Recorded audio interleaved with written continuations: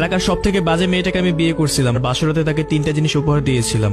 আমাদের বিয়েটা হয় পারিবারিক ভাবে, আমি তাকে কখনোই দেখি নাই। আমার পরিবার আমার জন্য মেয়ে দেখা শুরু করলো। তখন আমার পরিবার আমাকে জিজ্ঞেস করলো আমি কাউকে ভালোবাসি কিনা। তখন আমার পরিবারকে আমি বললাম না, আমি কাউকে ভালোবাসি না। তখন আমার পরিবার সেই মেয়েটাকে দেখলো, আমার পরিবারের পছন্দও হলো। তখন আমাকে আমার পরিবার সেই মেয়ের ছবি দেখালো। তখন আমার কাছে ভালো লাগলো। তখন আমার পরিবার আমাকে নিয়ে সেই পরিবারের কাছে গেল, মানে আমরা মেয়ে দেখতে গেলাম। কিন্তু আমার পরিবারের কাছে আমি একটা কথাই বলছিলাম, আমি যাকে বিয়ে করবো তার সাথে আমি একান্তই কথা বলতে চাই। আর তখন যখন মেয়ে দেখার জন্য সেই বাসায় গেলাম, তখন মেয়ে দেখার পর সবাইকে আমি বললাম আমি মেয়ের সাথে একা কথা বলতে চাই।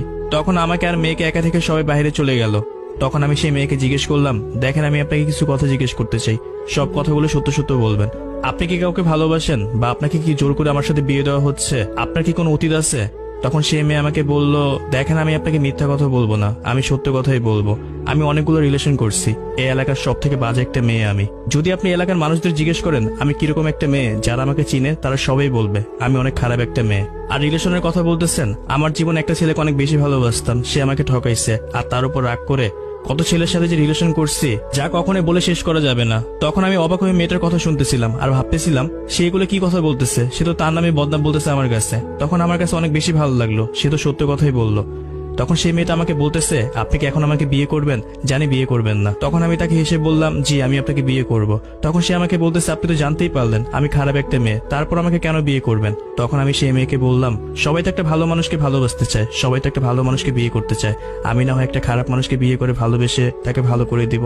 তারপর দুজনে সবাইকে বলে দিলাম আমাদের দুজনকে পছন্দ হয়েছে। তারপর আমরা সেখান থেকে বিয়ে ঠিক করে বাসায় চলে আসতাম। বাসায় আসার পর প্রতিটা মুহূর্তে একটা কথাই ভাবতাম, এই মেয়েকে বিয়ে করে কি আমি ভুল করতেছি? সে তো অনেক ছেলের সাথে কথা বলছে, আমি যখন কাজের জন্য বাইরে থাকবো তখন তো আরো ছেলের সাথে কথা বলতে পারে। কিন্তু মনে মনে একটা কথাই ভাবতেছিলাম, যে মেয়েটা তার অতীতের কথা আমাকে বলছে সে মেয়েটা আর যাই হোক কখনো খারাপ হতে পারে না। তারপর ধুমধাম করে আমাদের বিয়েটাও হলো। তখন আমি বাসর ঘরে গেলাম, জীবনের প্রথম বাসর রাত। একটু নার্ভাস ফিল হইতেছিল নিজের ভিতরে। তখন আমি তার জন্য 3টা গিফট নিয়ে গেছিলাম। তার সামনে যখন গিফট নিয়ে গেলাম তখন সে আমাকে জিজ্ঞেস করতেছে এগুলো কি। তখন আমি তাকে বললাম খুলে দেখো। তারপর সে খুলে দেখলো একটা কোরআন শরীফ, একটা জায়নামাজ আর কিছু হাদিসের বই। তখন আমার বউ অনেক বেশি খুশি হলো। তখন সে আমাকে জিজ্ঞেস করলো বাসরাতে তো সবাই অনেক কিছুই দেয়, কিন্তু আপনি যে আমাকে এত দামি একটা জিনিস দিলেন, এটা তোর কারণটা কি? তখন আমি তাকে বললাম তুমি যখন এগুলো পড়বে তোমার অতীতকে ভুলে থাকবে আর খারাপ কাজ করা থেকে বিরত থাকবে। তখন সে আমাকে হেসে একটা কথা বলল, আমি খুব খুশি হয়েছি আপনি আমাকে এগুলো দিচ্ছেন, তবে সেদিন আপনাকে যে কথাগুলো বলছি আমি খারাপ একটা মেয়ে, সেদিন আমি মিথ্যা কথা বলছি। আমি দেখতে চেয়েছিলাম এত কিছু জানার পরে কি আপনি আমাকে বিয়ে করতে চান কিনা। তখন তার কথা শুনে খুব রাগ হচ্ছিল। তখন আমি তাকে বললাম মানুষের ইমোশনাল নিয়ে কেন খেলো? তখন সে আমাকে সরি বলল। যত কিছুই হোক 10টা না 5টা না একটা মাত্র বউ আমার, তার সরি শুনে আমিও গলে গেলাম। তখন এটা ভেবে ভালো লাগতেছিল যাক তার কোনো খারাপ বুদ্ধি নেই, সে ভালো একটা মেয়ে। তারপর তাকে শক্ত করে জড়ায় ধরে বললাম কখনো মিথ্যা কথা বলো না আর কখনো আমাকে ছেড়ে যেও না। তখন সেও আমাকে কথা দিল। যাই হোক বাসরাতের পরের দিন যখন সকাল হলো তখন পাশে হাত দিয়ে দেখি বউ নাই, চেয়ে দেখি বউ মার সাথে কাজ করতেছে। আর অনেক বেশি ভালো লাগতেছিল। তখন ভাবতেছিলাম তার মন মানসিকতা কিরকম হবে, মার সাথে মিশতে পারবে কিনা। কিন্তু দেখলাম সে সহজে মার সাথে মিশে গেল। আর আমার মাও তাকে অনেক বেশি আদর করতো।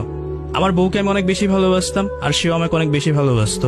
আমার এখনো মনে আছে আমি কাজে ব্যস্ত থাকার জন্য আমার বউকে তার বাপের বাসায় দিয়ে আসছিলাম। তাকে দিয়ে এসে আমি বাসায় চলে আসছি।